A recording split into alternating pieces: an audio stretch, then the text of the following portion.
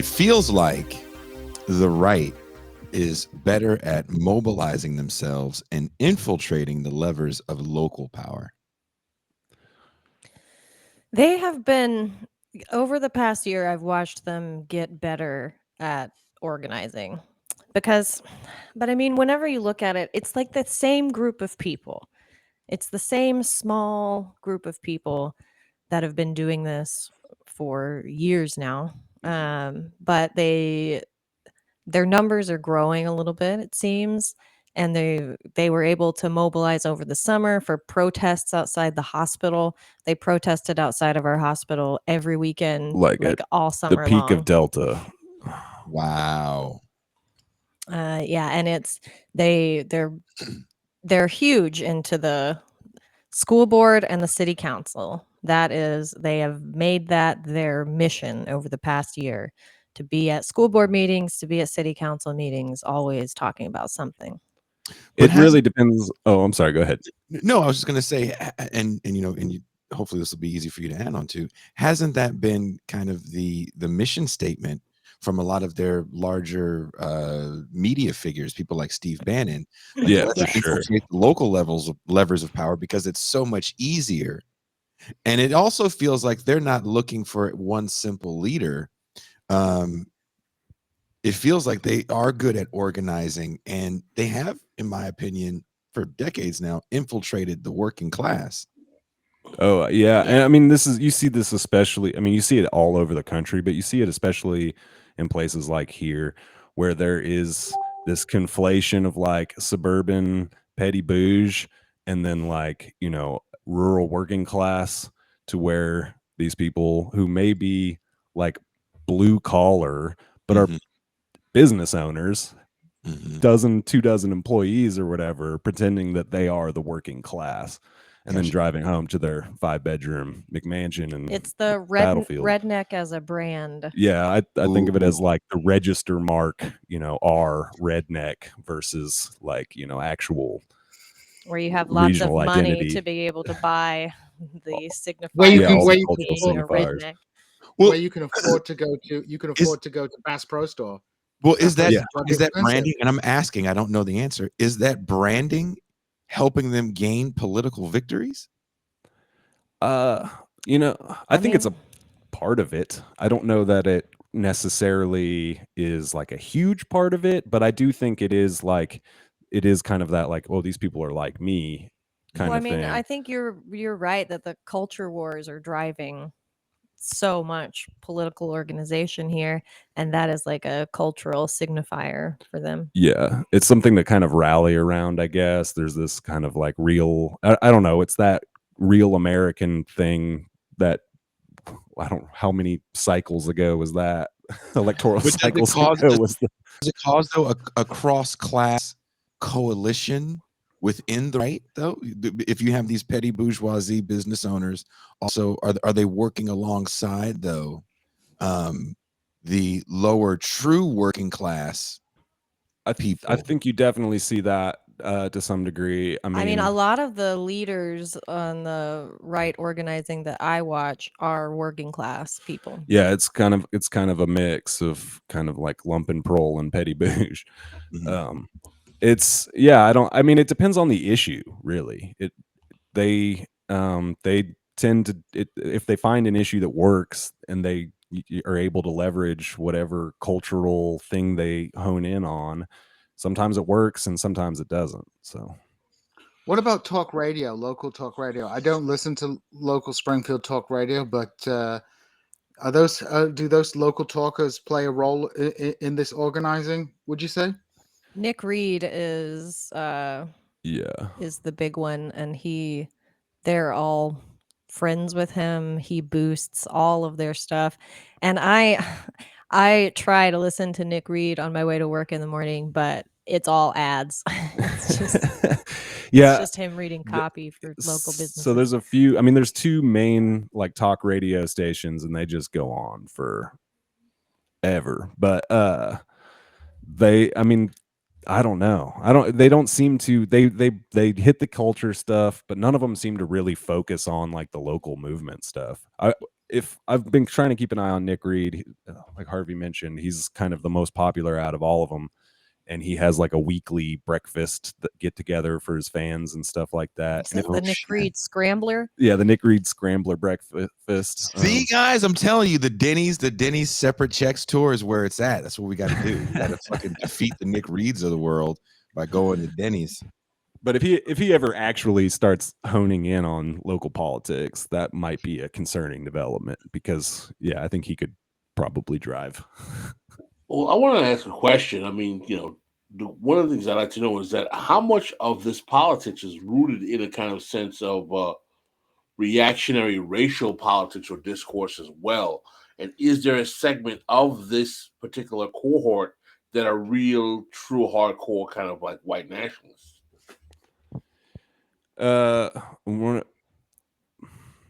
It's not explicit. Like out of the people that we're talking about that are kind of like at the center of all of that, I don't think I've ever caught any of them saying anything explicit. But I mean, it's And I like, mean, I think a large part of that is how like racially homogenized this area is, right? right. I mean, that's something we talked about last time I was on, is that we're talking about a city that is like 94% white. You know what I mean? Like sometimes that racial tension doesn't flare to the surface simply because the homogeneity of the community. So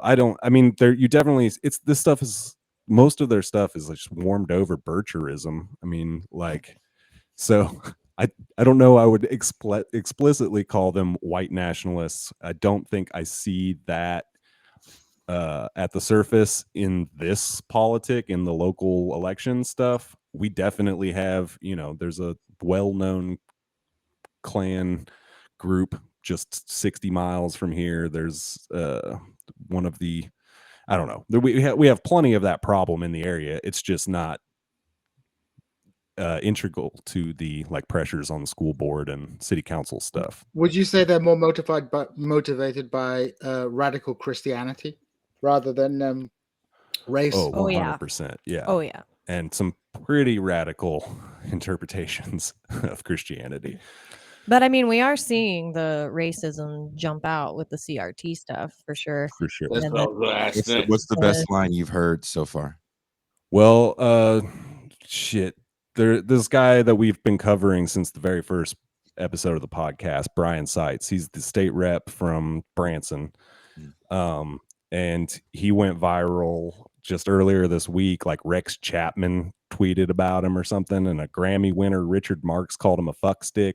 Excuse my language. Richard Marx from the 80s with the mullet? Yeah. Okay. So he's got like he doesn't call it an anti-CRT bill in the House, but it's in that vein. It's about, the lesson plans and stuff like that. And he's been crowing about CRT since before it took off. Like he was into this stuff from the minute he stepped into the Capitol his freshman year, like February or January last year. Before they were talking about it on Tucker every night and all that stuff. Like he was ahead of the curve on this. And he was in some committee meeting, and he said something about how he's not racist because he likes black-eyed peas and cornbread or some shit. Just all white people like that shit in the South. I know. He's from fucking Michigan. Like most of these guys are not from the Ozarks, I should point out. Most of these people, like ourselves, are from somewhere else originally. So Springfield's kind of a hot place to move to, especially for retirees, because your money goes far. Yeah. And the reactionary politics, the baseline reactionary politics are a draw, I'm still fascinated at the fact that the guy that sang "Hold On to the Night" is a little shit poster. So I have to look up Richard Marx on Twitter or some shit like that. You want to go, Pascal? So is this turning into actual organizing in terms of taking over the political infrastructure in these areas? Is this getting more people to run for candidates? Yes. Are elections actually getting people to win in local administrative offices? Are the machinery of politics being taken over by a whole new cadre of individuals who are buying into this politics? So, on our last election in April, where we had school board seats and council seats up, they tried and they ran kind of as a coalition, um, but they weren't explicit. They tried like a tactic of just kind of going down the middle. And the coalition, they did run as anti-maskers, but they didn't push it too hard. They were trying to do like they were trying to do like a populist thing without ever finding their message. And they got one council seat and one school board seat. And like we were talking about, after that, they hit it hard that we need to be organizing around school board and city council. And that's, top down, Steve Bannon on down is where they're getting this from. But they have 3 school board candidates that they're running for our school board election in April. And the incumbent president is stepping down largely because of the fray of the last year or whatever. And I mean, they are meeting weekly, twice weekly. They are meeting in person together for this organization. And they have one of their school board candidates has raised, how much was it? Like $13,000 or something? Quite a bit of money for a school board race. Where none of the other candidates have raised any money. I mean, I think the typical spending on a school board race is like sub $1,000. Yeah. One of my colleagues at Missouri State was running for the school board, but I think he dropped out. He was was it Kyler Sherman Wilkins? Yeah, Kyler Sherman. Yeah, he dropped out because they needed to consolidate behind one liberal candidate.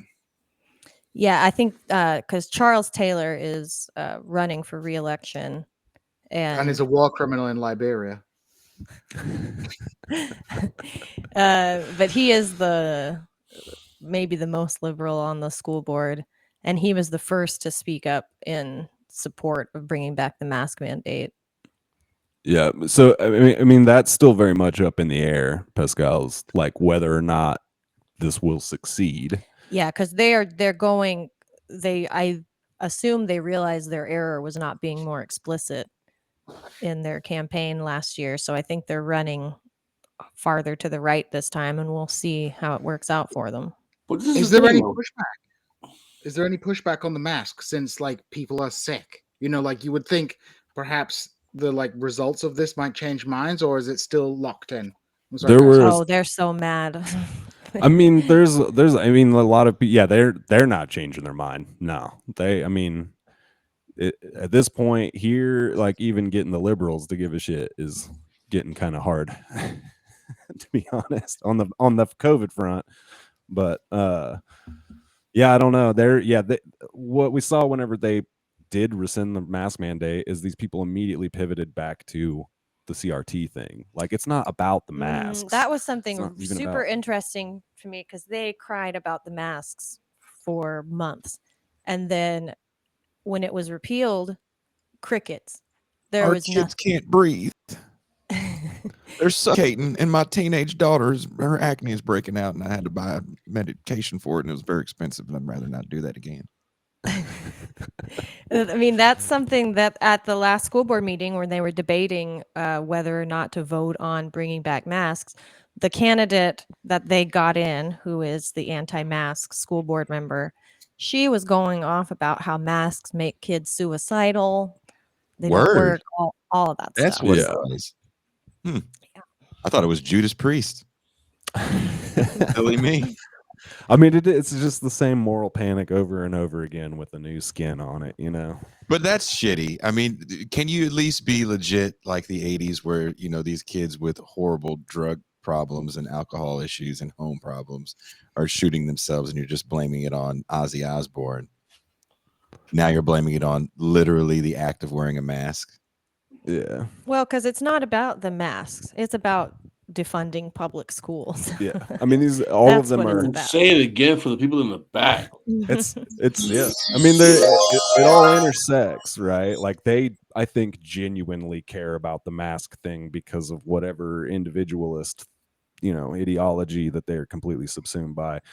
I think that they are also genuinely knee-jerk reacting to the critical race theory stuff, but also, yeah, the goal is they just don't believe in public education. These are all people who support vouchers. These are all people who would rather send their kids to parochial school and rather not pay for it.